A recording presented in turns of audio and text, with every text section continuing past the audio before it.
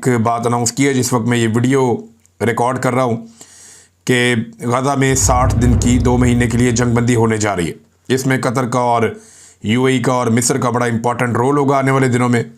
और एक नया फार्मूला है फ़लस्तीन को लेकर, इसराइल को लेकर कि गज़ा में जंगबंदी हो जाएगी और फ़लस्तीनियों का कत्लेआम रुकेगा। गुज़िश्ता चंद दिनों से हम देख रहे थे कि रोज़ाना की बुनियाद पे 80 से 100 फ़लस्तीनियों को शहीद किया जा रहा था जब से ईरान की और इसराइल की जंगबंदी हुई है तब से अब तक।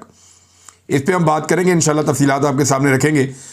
लेकिन इमरान खान साहब का एक स्टेटमेंट आया और ये उनके अपने ट्विटर हैंडल से शेयर किया गया है। ये उनका मुसद्दिका बयान है, यानी ये जो इमरान खान साहब ने एक्चुअली कहा ये मैं आपके सामने रखने वाला हूँ। साबिक़ वज़ीर-ए-आज़म इमरान खान साहब ने कहा कि जाली पार्लियामेंट के ज़रिए 26वीं के बाद 27वीं तरमीम लाने का तकल्लुफ़ करने की बजाय खुलकर बादशाहत डिक्लेयर कर देनी चाहिए, क्योंकि मुल्क पर इस वक्त मुकम्मल तौर पर डिक्टेटरशिप मुसल्लत है। पाकिस्तान की बुनियाद ला इलाहा इल्लल्लाह है। ये कलमा इंसान को हर किस्म की ग़ुलामी से आज़ादी देता है। पाकिस्तान को बड़ी कुर्बानियाँ देकर अंग्रेज़ से आज़ाद करवाया गया ताकि एक ऐसा मुल्क बने जहाँ हर शहरी को शख्सी आज़ादी हासिल हो, मगर यहाँ हालात बिल्कुल बरअक्स हैं और एक माफिया पूरी कौम को ग़ुलामी में मुब्तला रखना चाहता है। मैं जेल की काल कोठरी में रह लूँगा लेकिन ग़ुलामी कबूल नहीं करूँगा। मेरा तमाम लोगों को पैगाम है कि सबको ऐसी ग़ुलामी पर कैद को तरजीह देनी चाहिए, क्योंकि जब हम बाहर आज़ाद ही नहीं हैं तो फिर ऐसी रिहाई का क्या फ़ायदा। अल्लामा इकबाल का शाहीन ऊंचा उड़ता है, वो किसी का ग़ुलाम बनकर नहीं रहता। पूरी कौम खुसूसन तहरीक इंसाफ के वर्कर्स और सपोर्टर्स को पैगाम देता हूँ कि आशूरा के बाद मुल्क में जारी जुल्म के निज़ाम के ख़िलाफ़ तहरीक का आगाज़ करें। मेरे लिए इस ग़ुलामी के निज़ाम को कबूल करने से बेहतर मौत है। मेरी आवाज़ हर तरह से दबाई जा रही है ताकि लोगों तक मेरा पैगाम ना पहुंच सके और जबर के ख़िलाफ़ कोई खड़ा होने वाला ना बचे, लेकिन मैं आखिरी सांस तक जुल्म के ख़िलाफ़ डटा रहूँगा और मेरा अपने रब पर यकीन है कि पाकिस्तान से जुल्म का साया जल्द ख़त्म होगा। जमहूरियत में 4 चीज़ों की बड़ी अहमियत होती है: वोट का हक़, कानून की हुक्मरानी, इखलाकियात और आज़ाद मीडिया। 26वीं आईनी तरमीम ने इन चारों को ख़त्म करके रख दिया है। वोट का हक़, जब एक डिक्टेटर आता है तो उसे वोट की ज़रूरत नहीं होती, वो तो डंडे के ज़ोर पर मुल्क चलाता है। जिस तरह फार्म 47 वाली असम्बलियाँ बनाई गई हैं, अब मखसूस नशिस्तें बांटी गई, इससे अवाम को यह एहसास दिलाया गया है कि इनके वोट की कोई अहमियत नहीं है। नंबर 2, कानून की हुक्मरानी। अदलिया को हुकूमत ने एक झेली महकमे में तब्दील कर दिया है। अदालतें अपनी मर्ज़ी के जजेस से भर दी गई हैं और आज़ाद जजेस के हाथ पांव बांध दिए गए हैं। ऐसा सिर्फ मार्शल लॉ में ही होता है। नंबर 3, मुआशरे की इखलाकियात। इस तरमीम से मुआशरे में इखलाकियात दफन कर दी गई हैं। असम्बलियों में ऐसे लोग बिठा दिए गए हैं जो आवाम के मुंतखब नुमाइंदे नहीं हैं।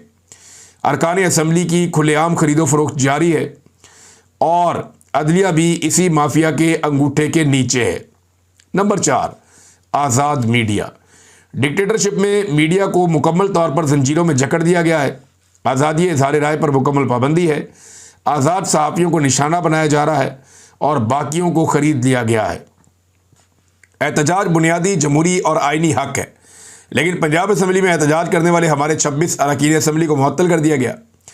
अहमद बच्चड़ और तहरीक इंसाफ के MPAs शाबाश के मुस्तहिक हैं, जिन्होंने फ़िरौनों को चैलेंज किया। जब तक हमारे 26 अरकान बहाल नहीं होते, हमारे अरकान अपनी असम्बली बाहर लगा लें। फार्म 47 की 2 नंबर असम्बलियाँ वैसे भी अवाम की नुमाइंदगी नहीं कर रही। ये जनाब इमरान खान साहब ने बातचीत की है अपनी फैमिली से। जुल्फ़ी बुखारी ने इमरान खान साहब के बारे में एक ट्वीट किया और जो तकालीफ़ हैं इमरान खान साहब के हवाले से वो बताई हैं उन्होंने। इमरान खान साहब का वज़न कम हो रहा है। जब उनसे इस बारे में बात की गई तो पता चला कि वो 22 घंटे तक तो उन्हें दिन में 24 घंटे में कैद में रखा जाता है, एक छोटे से कमरे के अंदर, और कैद तन्हाई में रखा जाता है। मैं आपको कैद तन्हाई के बारे में बता दूं, कैद तन्हाई अज़ खुद एक सज़ा है जो किसी भी कैदी को नहीं दी जा सकती जब तक कि अदालत ये हुक्म ना दे। किसी भी अदालत ने इमरान खान को कैद तन्हाई का हुक्म नहीं दिया, लेकिन इमरान खान साहब को पाकिस्तान की एस्टेब्लिशमेंट ने कैद तन्हाई में डाला हुआ है जो गैर कानूनी है। इमरान खान को जो है वो सज़ाए मौत के जो चक्की है वहाँ पे रखा गया है, ये भी गैर कानूनी है। इस हवाले से आने वाले दिनों में मैं आपके सामने कुछ तफसीलात रखूँगा। अब जितने भी कैदियों के हकूक़ हैं वो इमरान खान साहब से छीने गए हैं। इस पर पाकिस्तान तहरीक इंसाफ को भी आवाज़ उठानी चाहिए, इंसानी हकूक़ की तंजीमों को और आज़ाद मीडिया को आवाज़ उठानी चाहिए कि जो इंसानी हकूक़ हैं उनकी पामाली कम से कम ना हो। इमरान खान साहब जो है उनको आइसोलेट किया जा रहा है, उनकी सेहत से खेला जा रहा है, उन्हें तकलीफ़ दी जा रही है और उन्हें बंद करके रखा। और ये वो इमरान खान है, देखें सारी ज़िंदगी इमरान खान ने कैसी गुजारी और आज भी वो ऐसी ज़िंदगी गुजार सकते हैं। सिर्फ वो यकीन दहानी करवा दें पाकिस्तान की मिलिट्री एस्टेब्लिशमेंट को कि जैसे आप कहेंगे वैसे हो जाएगा, तो इमरान खान साहब पहले की तरह लेविश ज़िंदगी गुजार सकते हैं, पहाड़ों पे दुनिया भर में घूम सकते हैं, पूरी दुनिया में उन्हें प्रोटोकॉल्स मिलेंगे। लेकिन वो जेल की एक छोटी सी काल कोठरी में अपने मुल्क के लिए मौजूद है, अपनी कौम के लिए मौजूद है। इमरान खान के लिए डील करना कौन सा मुश्किल है। ये सारे सियासतदान तो मकबूलियत में इमरान खान के आगे पानी भरते हैं। तो ऐसा मकबूल आदमी अगर एस्टेब्लिशमेंट के साथ बात करेगा तो एस्टेब्लिशमेंट को तो और कुछ चाहिए ही नहीं, और इसी बात का सियासतदानों को डर है। लेकिन ये इमरान खान कौम के लिए, अपने मुल्क के लिए और मुस्तकबिल के लिए, आने वाली नस्लों के लिए डटा हुआ है और वो सज़ा काट रहा है। लोगों को इस बात का इदराक हो जाएगा, आज नहीं तो कल हो जाएगा। शायद कुछ लोग कल पछता रहे होंगे, लेकिन इमरान खान साहब ने जो स्टांस लिया, जो स्टैंड लिया, वो पाकिस्तानियों के लिए लिया है। नाज़रीन, यहाँ पे एक और इम्पॉर्टेंट खबर है। मैंने आपको बताया था कि 6 लोग शहीद हुए पाकिस्तान तहरीक इंसाफ के, नहीं वो 6 नहीं हैं। अब तस्हीह के साथ एक डाटा आया, मोहम्मद उमैर साहब ने इसको शेयर किया है। 9 मई केसेस में जेल के बाद वफ़ात पाने वाले 6 नहीं 8 लोग हैं, और इनमें से 7 जो है वो कैंप जेल वाले हैं और 1 कोट लखपत जेल वाला है। कैंप जेल में जो है वो पीने का साफ पानी भी नहीं था, लोग वॉशरूम्स का पानी पीते रहे हैं। हेपेटाइटिस बहुत सारे मरीज़ों को हुआ। अब इनकी जो नाम और तारीख़ वफ़ात है वो ये है कि यूसुफ खान, ये जनाब 2023 में 10/12 को इनका इंतकाल हो गया था, हार्ट अटैक हुआ था। 1 महीना ये जेल में रहकर आए थे।